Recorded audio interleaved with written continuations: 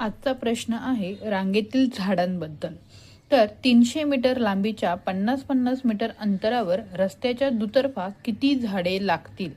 तर आता यासाठी आपल्याला इकडे एक फॉर्म्युला पण आहे, तुम्ही फॉर्म्युलाचा वापर करूनही हे गणित सोडवू शकता। ची लांबी छेद अंतर अधिक 1 हे सूत्र वापरलं जातं, पण सूत्रापेक्षा जर तुम्हाला ती कन्सेप्ट कळाली तर तुम्ही अजून जास्त व्यवस्थित आणि ॲक्युरेट असं उत्तर काढू शकता।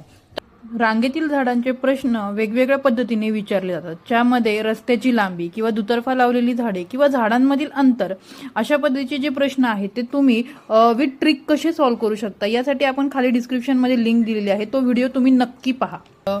रस्त्याची लांबी दिलेली आहे 300 मीटर आणि दोन झाडांमधील अंतर किंवा दोन झाडांमध्ये किती अंतर असणार आहे, तर 50 मीटरचा अंतर असणार आहे। तर आपल्याला एकूण लांबी दिली आहे, एकूण लांबी किती घेणार आहे आपण 300 छेद 50 हे काय आहे, त्याच्यामधील अंतर आहे, यांचा भागाकार करणार आहे अधिक 1। भागाकार करताना 0 0 कॅन्सल करायचे, 5 ने जर भाग दिला तर 5 सख 30 म्हणजे 6।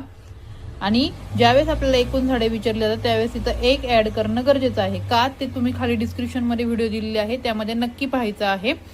6 अधिक 1 किती येणार आहेत 7 झाडे। तर एकूण झाडे किती झाली 7, पण तुम्हाला प्रश्न काय विचारला आहे हे व्यवस्थित पाहायचं आहे। इथं मुलं खूपदा चूक करतात, फक्त एका बाजूचीच झाडं काढतात, परंतु तुम्हाला रस्त्याच्या दुतर्फा किती झाडे, दुतर्फा म्हणजे काय, तर दोन्ही बाजूंनी, हा जर रस्ता असेल तर याच्या दोन्ही बाजूने किती झाडे लागतील हे आपल्याला काढायचं आहे। ही जी झाडं मिळालेली आहेत 7 झाडं ही फक्त एका बाजूची मिळालेली आहेत, आपल्याला दोन्ही बाजूंची काढायची आहेत, म्हणजे आपल्याला इथे काय करावं लागेल 7 ला गुणिले जर 2 केलं तर आपल्याला उत्तर मिळणार आहे 14। म्हणजे दुतर्फा किती झाडे लागतील आपली, तर 14 झाडे, म्हणजे पर्याय क्रमांक 2 हे आपलं उत्तर येणार आहे। तर